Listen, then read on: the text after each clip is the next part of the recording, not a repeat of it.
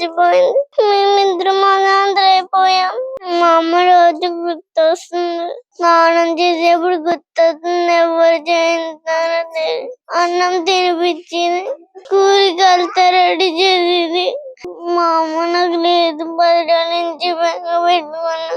చెల్లి ఏడుస్తుంది, పడుకుంటలేదు, అన్నం తింటలేదు. అయితే డైరీతో చనిపోయిన వ్యక్తి తల్లి అయితే మనతో ఉన్నారు. ఆవిడతో మాట్లాడదాం. ఆవిడైతే చాలా దుఃఖంలో ఉన్నారు. పిల్లల్ని కూడా చూడొచ్చు, చాలా చిన్న పిల్లలు. మరి ఆ పిల్లల్ని చూస్తుంటే మనకే చాలా చలించుకుపోతుంది మనసు. ఆ పిల్లలతో ఒకసారి ఆవిడతో మాట్లాడదాం. అమ్మా, పిల్లలు ఎలా ఉంటున్నారు? అయితే తల్లి లేని లోటు తన తల్లిగా మీరు తీరుస్తున్నారు. ఇప్పుడు పిల్లలు ఎలా ఉంటున్నారు? ఏడుతున్నారండి. మా ఆపులు ఏడ్చేస్తుందండి. ఏం చేయమండి మరి?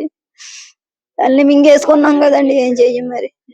వాళ్ళకి 15 రోజులు అయిపోయిందమ్మా. 15 రోజులు అయిపోయిందండి.